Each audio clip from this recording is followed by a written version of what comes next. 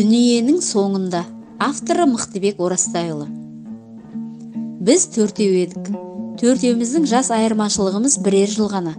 Құрдастар болып есептелетінбіз. Жұбымыз жазылмайтын. 90-шы жылдардың басында ер жеттікте жігіт боп бой түзеп қалдық. Күн сайын ауылдың сыртындағы арыққа шомылып, жағалаудағы қып-қызыл шағым құмға белшемізден көміліп күнге қызырынып жатып, армандаудан жалықпайтынбыз. Шіркін, қалтам толы ақша, астында су жаңа машина, басында зәулім үйім болса ғой, дейді арамыздағы бір жігіт өзінің арманын бізге айтып. Адамның арманы таусылушы ма еді? Одан жанындағы екі жігітте қалыспайтын. Олар да есепсіз дүниенің иесі болып, жалғанды жалпағына басқысы келетіндерін жасырмайтын. Мен де өз армандарымды айтып, сондай күнге жетер ме екенбіз деп тәтті қиялға берілетін шақтар артта қалғалы не заман. Төртеумізде мектеп бітірген соң оқуға түспедік. Ауылда қалдық. Тап келген жұмысты атқарып, әке-шешемізге ақшалай жәрдем беріп, күн көріске жарап қалғанымызға мәз болып жүрген бір шақ еді. Ауылда жүре бермей Алматыға барып қайтсақ қайтеді? Деді үш досымның біреуі. Алматыда не бар ей? Адасып өлерміз, деді екіншісі. Адаспаймыз? Сонда оқып жатқан сыныптастарымыз бар ғой. Солар күтіп алады да, ауылда жүріп не қызық көреміз, қалаға барып шамалы серпіліп қайтайық та. Мына идеясы ақырындап көңіл түкпірінде қалғып жатқан желікті қозғай бастады. Шынында да Алматы деген қала бар десе сенбейтін кезіміз. Алматыны бір көру ауылдағы бозбала біткеннің арманы екені рас. Ендеше неге барып аралап қайтпасқа? Жарайды, баралық делік. Ақшаны қайдан аламыз? Қайдан алғаны несі? Жұмыс істеп жатыр емеспіз бе? Бір айлығымызды соған жұмсайық. Бәрібір жетпейтін дүние жетпейді. Ертең қатын алып бала шағалы болсаң, Алматы түгілі мына Жетісайға баруға мұршаң келмей жүресің. Бәрі осы бір елеусіз сұхбаттардан басталған. Делебеміз қозып қалаға баруға шынымен дайындала бастадық. Ана үшеуі ата-аналарын қалай көндіргенін білмеймін. Алматыға барып қайтайын деп әкеме жұқалатып айтып ем, үзілді кесілді қарсы болды. Әкеге қарсы шығып көрмеген басым Алматыға барудан сол сәтте-ақ күдерімді үздім. Үш досым бір айлықтарын қалтаға басып, Алматы қайдасың деп тартып кете барды. Ішім күйіп ауылда қалдым. Олардың Алматыға алғаш барғаны өз алдына бір хикая. Ертесіне автобус бұларды Алматының шетіндегі автобекетке апарып түсіріп тастайды. Қайда барарын білмей аңырған үшеуі автовокзалда әркімнің бетіне ауыздары ашылып қарап отыра беріпті. Сыныптастарымен хабарласайын десе, олардың да мекен жайын, не телефонның номерлерін білмейді. Біреуі сол жердегі әжетханаға барған екен, мұның шаһар көрмеген ауылдың баласы екенін жазбай таныған қаланың бұзық балалары ұстап алыпты. Мұның белдігін шешіп алып, бермей қойып, бізге 100 теңге берсең, белдігіңді қайтарамыз. Әйтпесе белдік жоқ, деп зорлық жасайды. Ол кезде 100 теңге дегеннің дүниенің ақшасы. Бұл көзі алақ-жұлақ етіп, ауылдан келгенін білдіріп қойыпты. Қазір жанымдағылардан ақша сұрап әкеп берейін, деп оларды алдап, ол жерден тайып тұрыпты. Дереу серіктеріне барып, белдігімді балалар тартып алды. 100 теңге бере тұрыңдаршы, депті абдырап түсі қашып. Мұны естіп, ана екеуінің көзі алақандай болып кетеді. Жындысың ба, 100 теңгеге 5-6 белдік сатып аласың ғой. Қайтадан барсаң тонағанның көкесін көрсетеді. Одан да бұл жерден зытайық, деп үшеуі жалма-жан жүргелі тұрған автобустың біріне міне салады. Мінгенмен қоймай, әлгі хулиган балалар қуып жетіп ұстап алар деп, автобустың артқы жағына барып жайғасады. Әдегенде байқамапты. Автобус қаладан сыртқа қарай шығып бара жатыр екен. Жанындағылардан автобус қайда барады деп сұрайын десе, жолаушылардың көбі орыстар екен. Сұрауға жігерлері жетпей отыра беріпті. Көп ұзамай бір ауылдың тұсына тоқтағанда, бұлар сол жерден түсіп қалады. Ал неге келдік қалаға? Адастық, біттік, дейді біреуі. Жоқ, адаспаймыз. Қазір бұл қай ауыл екенін сұрап аламыз, дейді арасындағы батылдау біреу. Анадай жерде өтіп бара жатқан қартаң кісіден жөн сұрайды.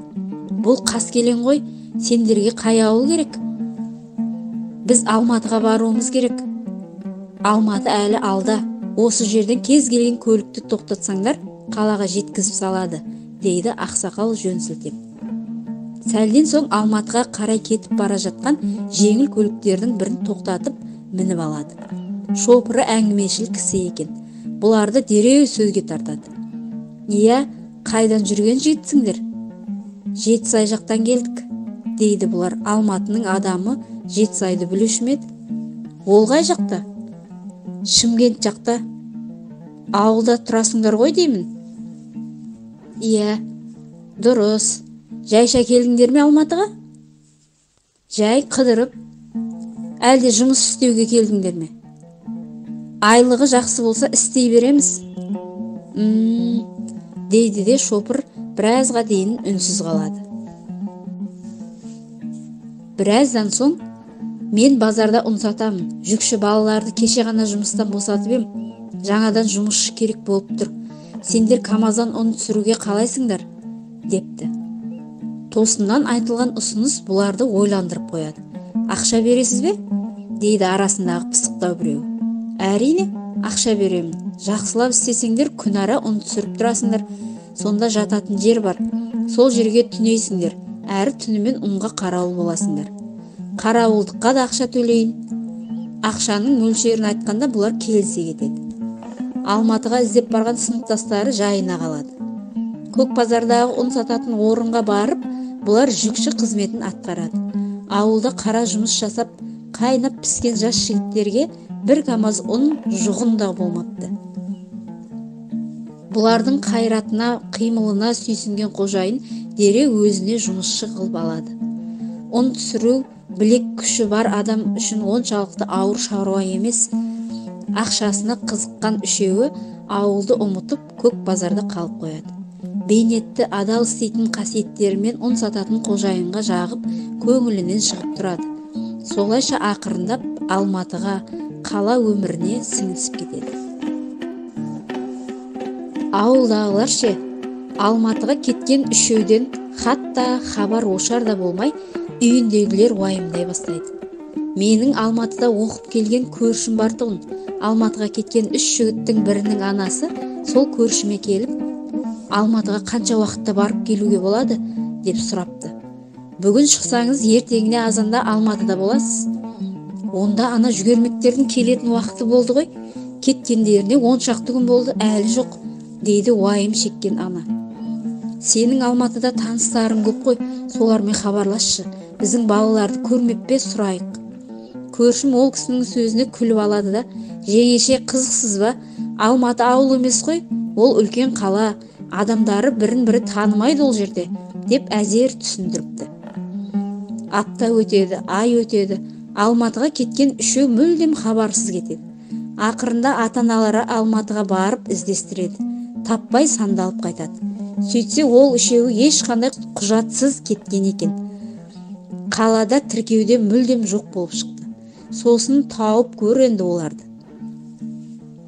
Үлкен қалада құжатсыз, тіркеусіз адамды іздеу қалың шөптің арасынан инені іздегенмен бірдей ғой.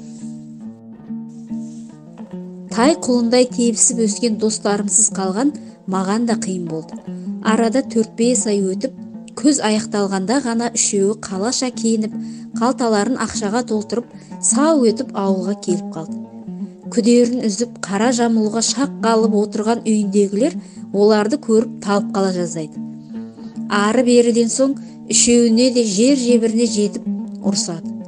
Не хат жоқ, не телефон шалу жоқ, бұларын не жүріс, уайымнан өліп қала жазадық қой, деп әкелері ақырып қоя беріпті.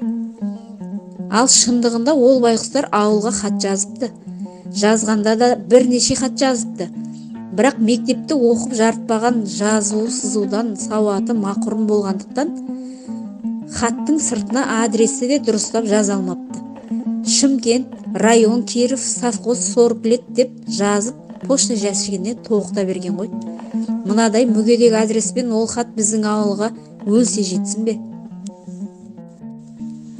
Телефон да шалмақ болған екен.